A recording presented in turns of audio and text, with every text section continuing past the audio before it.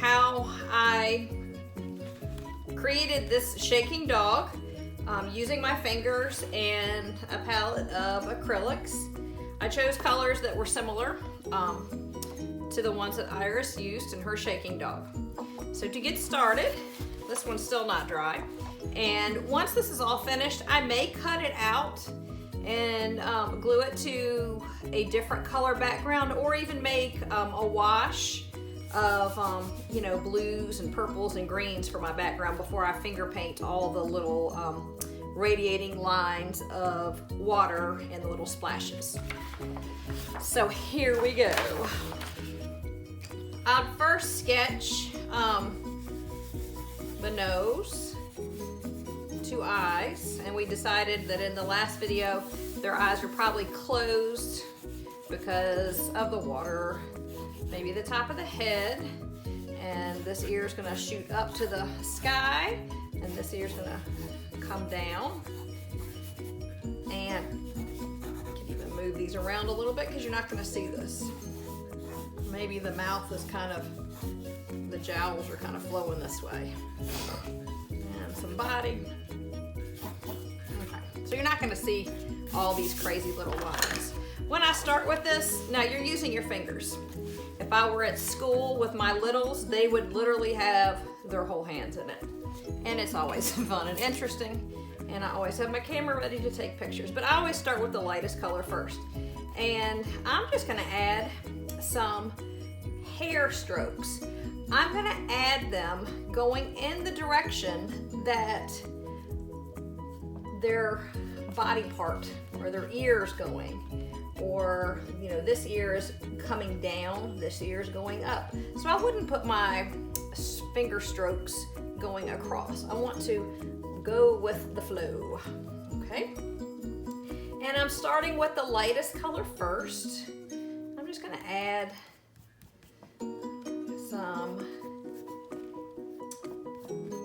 strokes of color with my finger.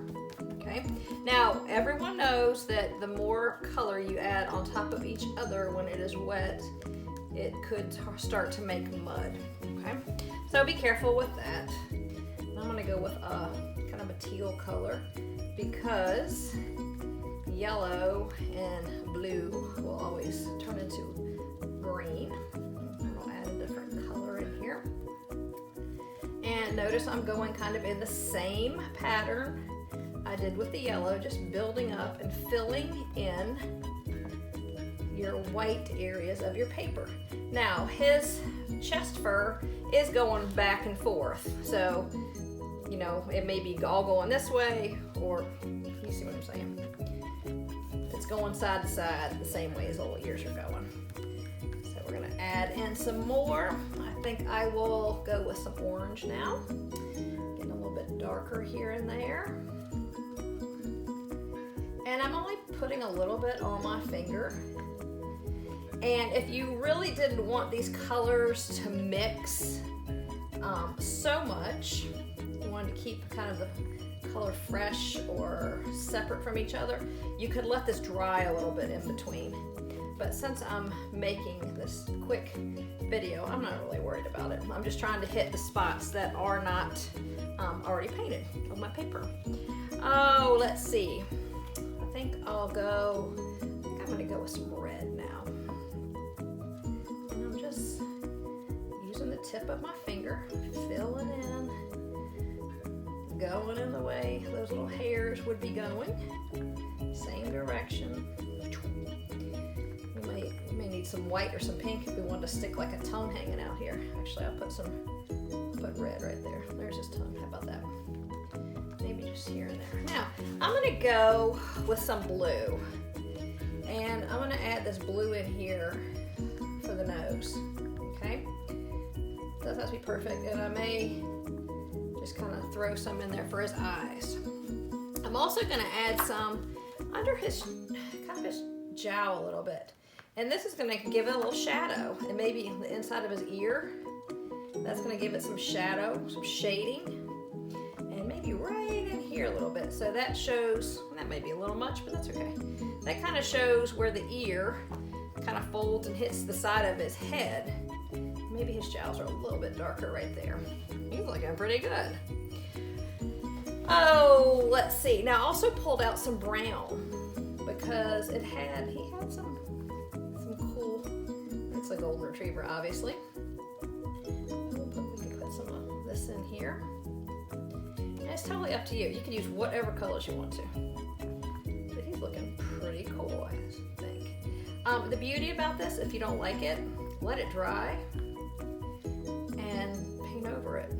But remember, just keep going the same way. Like if you were to pet his head, you know that hair goes back. A little spot in between his eyes, and that hair goes down on his muzzle. I'm kind of losing that little eye right there. And your finger will look like mine, but that's okay. Take a little bit more paint right there. Add that eye back in. And you can take a little bit of blue, light blue, add a little highlight here and there.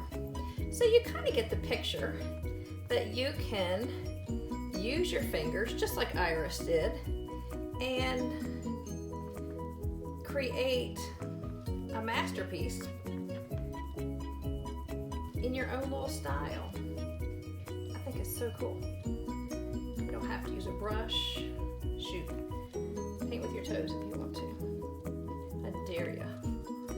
Just do it outside, okay? Not on the dining room table.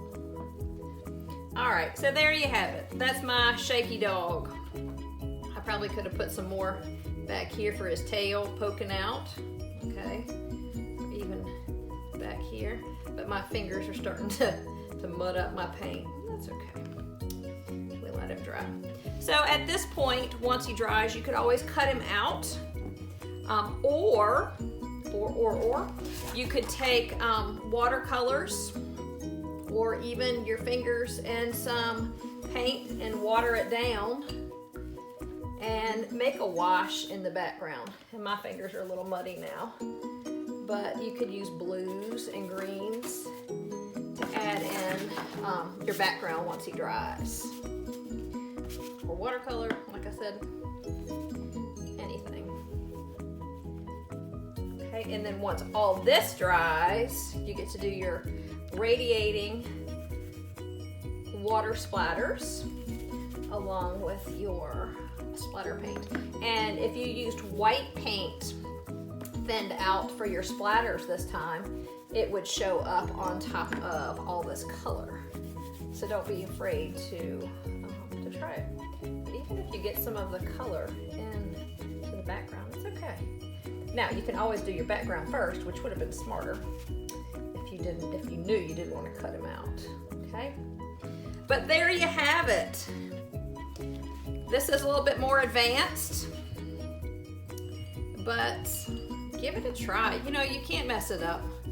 You really can't.